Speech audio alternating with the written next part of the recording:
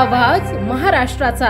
नमस्कार, मी गौरी। संध्या लाईव्ह मध्ये आपलं सगळ्यांचं स्वागत। आगामी स्थानिक स्वराज्य संस्थांच्या निवडणुकीच्या पार्श्वभूमीवर भाजपची तयारी सुरू झाली असून जिथं शक्य तिथं महायुती असं मुख्यमंत्री फडणवीस यांनी स्पष्ट केलंय। पाहूया।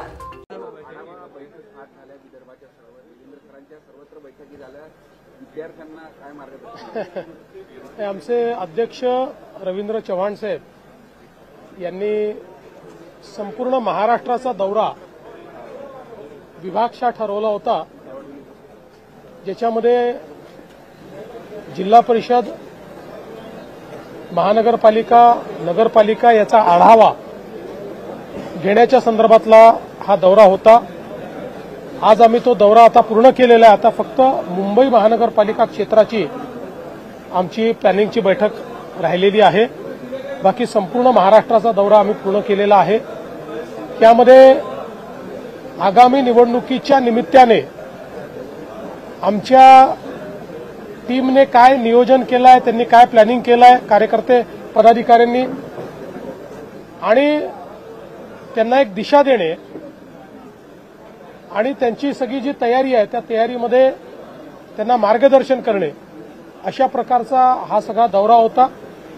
एकेका मतदारसंघाचा आढावा आम्ही या ठिकाणी घेतलेला आहे आणि एकूणच स्थानिक स्वराज्य संस्थेच्या निवडणुकीच्या निमित्ताने पक्षामध्ये प्रचंड उत्साह आहे। साधारणपणे आम्ही सगळ्यांना हे सांगितलेलं आहे की जिथे जिथे शक्य आहे तिथे महायुतीने आपल्याला लढायचं आहे, पण ते अधिकार आम्ही स्थानिक स्तरावर दिलेले आहेत। अध्यक्षांनी स्पष्टपणे सांगितलं आहे की स्थानिक नेतृत्व जो निर्णय करेल तोच निर्णय मान्य असेल। मात्र जिथे युती होऊ शकणार नाही काही कारणाने, त्या ठिकाणी मित्र पक्षांवर कोणीही टीका करणार नाही। काही ठिकाणी ही मैत्रीपूर्ण लढत असेल अशा प्रकारचा निर्णय देखील घेण्यात आलेला आहे आणि कार्यकर्त्यांनी ते मान्य केलं आहे। शेतकऱ्यांना काय झालं सर, या संदर्भात दिवाळीपूर्वी मदत मिळणार होती शेतकऱ्यांना, त्या संदर्भात काय अपडेट? मदत मिळणं सुरू झालेलं आहे। मी जसं सांगितलं होतं की आम्ही बहुतांश मदत ही दिवाळीपूर्वी देऊ इच्छितो, त्याची सुरुवात झालेली आहे, पण याला काही कालावधी लागतो। ते पूर्ण प्रत्येकाच्या खात्यामध्ये पोचायला काही ना काही कालावधी लागतो, त्यामुळे ही मदत देणं सुरू केलेलं आहे। राज ठाकरे महाविकास आघाडीसोबत जातील अशी शक्यता आहे, त्या संदर्भात त्यांच्या चर्चा देखील चालू आहे। जर ते गेले तर त्याचा फटका तुम्हाला म्हणजे महायुतीला बसू शकतो का? काय बघा, मी तुम्हाला स्पष्ट सांगतो, कोण कोणासोबत जाईल हे आज सांगता येत नाही, पण एवढं निश्चितपणे सांगू शकतो, कोणीही कोणासोबत गेलं तरी महाराष्ट्रामध्ये भाजप आणि महायुती हीच या निवडणुका जिंकणार आहे।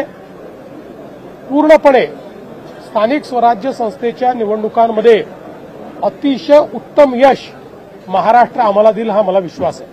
एक ट्विट केलेलं आहे की एकनाथ शिंदे मुख्यमंत्री असताना काही योजना ज्या आहेत त्या बंद केल्या जात आहेत। चला, अंबादासजींना किमान शिंदे साहेबांबद्दल एक चांगलं ट्विट करण्याची इच्छा झाली, हे देखील महत्वाचं आहे। पण त्यांच्या सहित मी सर्वांना सांगतो, कुठल्याही योजना बंद करण्याचा आमचा विचार नाही। सगळ्या योजना आम्ही चालवणार आहे, कुठलीच योजना आम्ही बंद करणार नाही।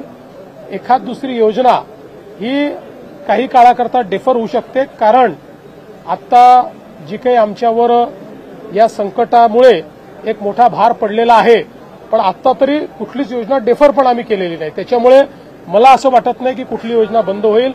आणि ज्या आमच्या फ्लॅगशिप योजना आहेत, लाडकी बहिणीची योजना असेल, शेतकऱ्यांना वीज माफीची योजना असेल, यातली कुठलीच योजना आमची बंद होणार नाही।